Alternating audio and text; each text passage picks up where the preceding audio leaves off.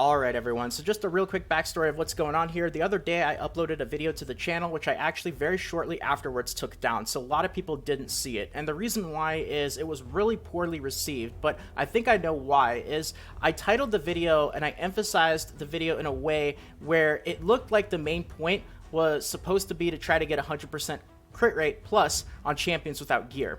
That's not what the video was supposed to be about. It was supposed to be about just explaining how to get crit on champions and all the different ways to do so through buffs and masteries and auras and all that sort of stuff. And then the example that I used with Cold Heart was just supposed to be a little gimmicky thing just for fun. It was really not the main point of the video. I think I messed up by putting that at the start and not at the end, and I think I also messed up by titling the video really poorly because it just took away from what the core part of the video was supposed to be. So I'm going to try to correct that right now, putting this at the start of the video obviously, and also switching it to where the example that I used is at the end and the main point of the video, which was talk about all the different ways to get crit, is towards the start. Also, obviously not going to title it anything crazy like I did yesterday, and I'm hoping that that helps out because, you know, there's some pretty valuable information in here. A lot of people wanted to actually know what it was about, so I wanted to re-release it in a way that I felt was appropriate. So that's kind of what we have going on here. So if the video is a little bit weird or seems edited a bit strangely, that's the reason why. That's why also I'm putting this at the start as well. Alright everyone, so today I wanted to talk about crit rate, and specifically I wanted to go over all the different ways that you can get crit rate without even including gear. You can actually get to over 100% crit rate without even having a single piece of gear on, and this is going to be one of your #1 DPS stat priorities. Super important for a whole bunch of champions. You're really going to scale up the overall DPS that you do quite a bit. So now let's get into what those are. So let's start off with #1 here, and obviously the simple one is your default crit rate, right? If you got 15%. And that's what you'll see on champions. So you don't actually need to get 100% crit rate. You only actually need to get 85% because you have to factor in that 15% that you start with. So now let's move on to the real #1 here. And this is actually a really important one. That's going to be masteries. Now there's actually a mastery in the very first line of the offense tree that you absolutely want to pick up. And it is going to be this mastery right here, Deadly Precision. 5% extra crit rate. The competing mastery is this one here, Blade Disciple, which is 75 attack. Absolutely do not pick Blade Disciple over Deadly Precision. You always want to go with this one. The crit rate is invaluable compared to the flat attack. And you'll also have this Keen Strike, which is some additional crit damage on the next line as well. Also going to be one of the must-get masteries on the second offense line. So that already bumps you up to 20% crit rate without having to worry about anything else, and you're always going to want to go with that mastery. So now let's move on to next up here, and that is going to be potential auras.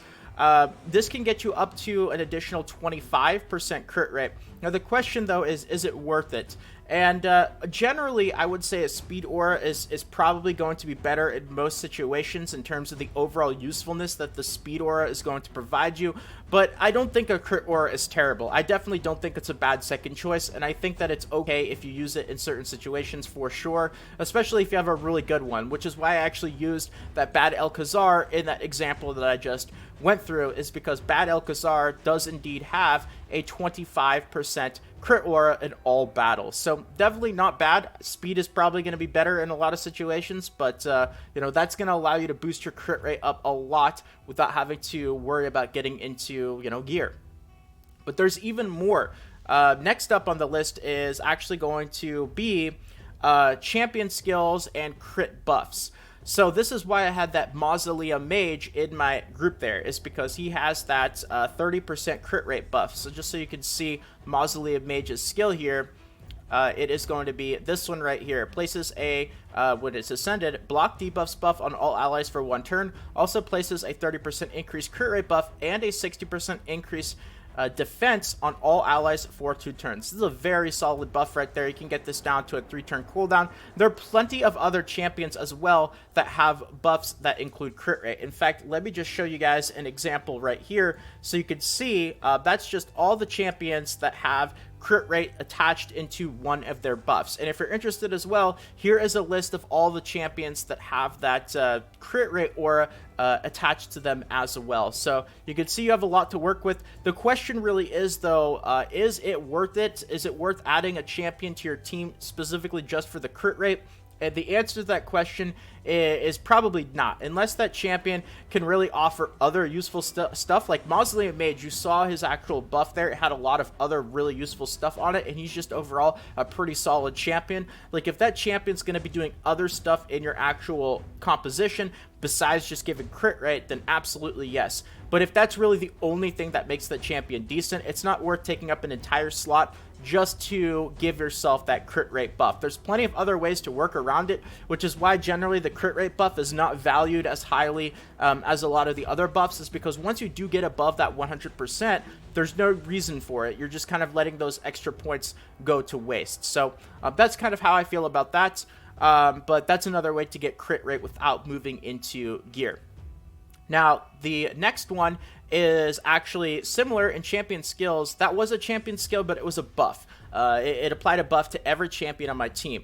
There are also certain champion skills where only that particular skill actually gets an additional chance to critically hit. And this is actually how I was able to achieve that 100% plus crit rate chance with my Cold Heart without any gear, is because that third skill that I actually had on the Cold Heart is the Heartseeker skill, and if you take a look at it, you'll see here, attacks on enemy, decreases the target's turn meter by 100%, has an extra 30% chance of inflicting a critical hit.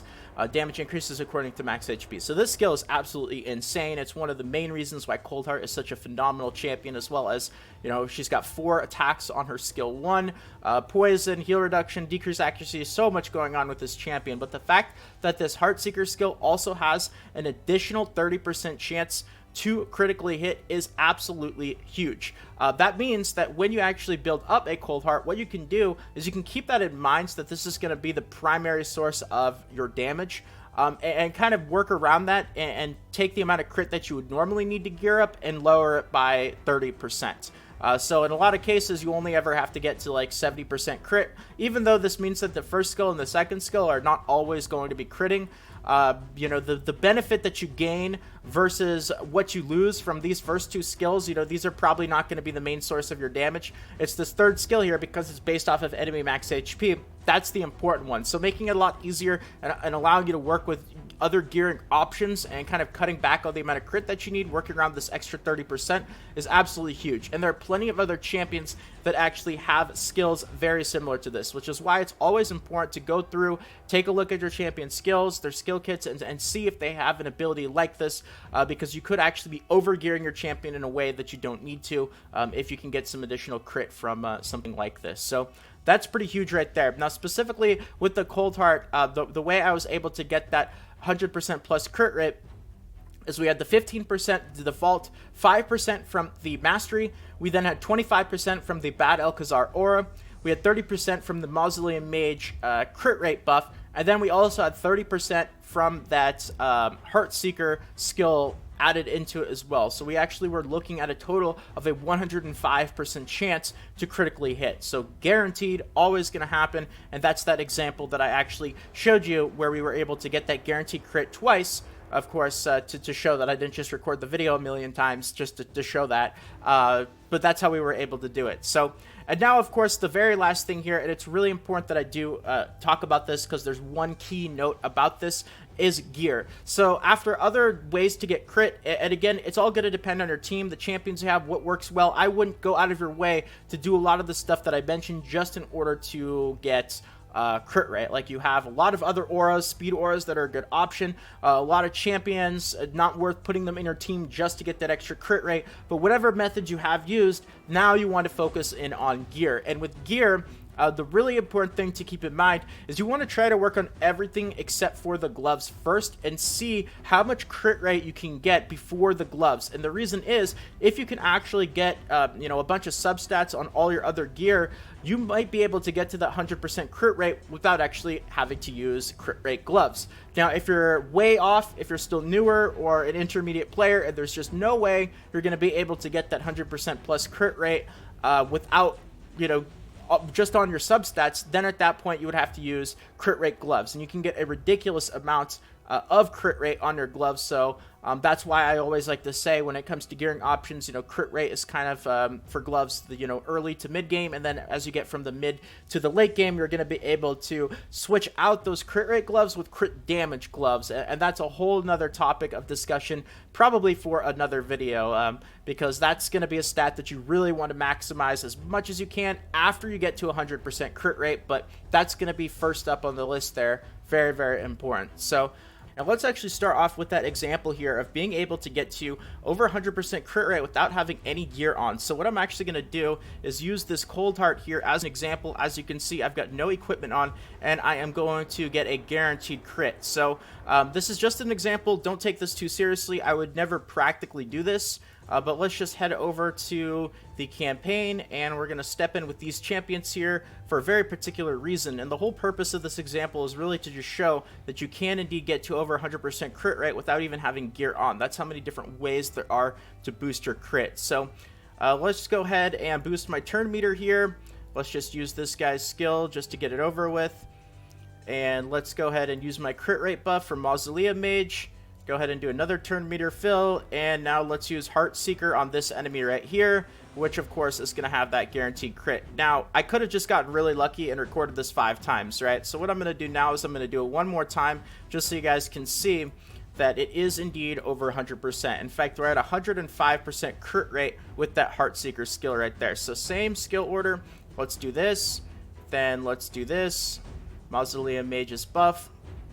One more turn meter fill, and of course finish off with the Heart Seeker on the enemy right there. So anyway, again, this was just an example. I would never practically use these champions or use a level 40 Cold Heart with no gear, but just so you guys can see, there are lots of ways to get that crazy amount of crit without actually having to even use gear. So anyway, I've thrown a lot of information at this video for you guys today, so I hope that you guys enjoyed. And if you did enjoy this video and you want more videos like this in the future, consider subscribing to the channel. Really do appreciate all the support, everyone, so thank you very much. I believe we just hit 42,000 subscribers, so thank you.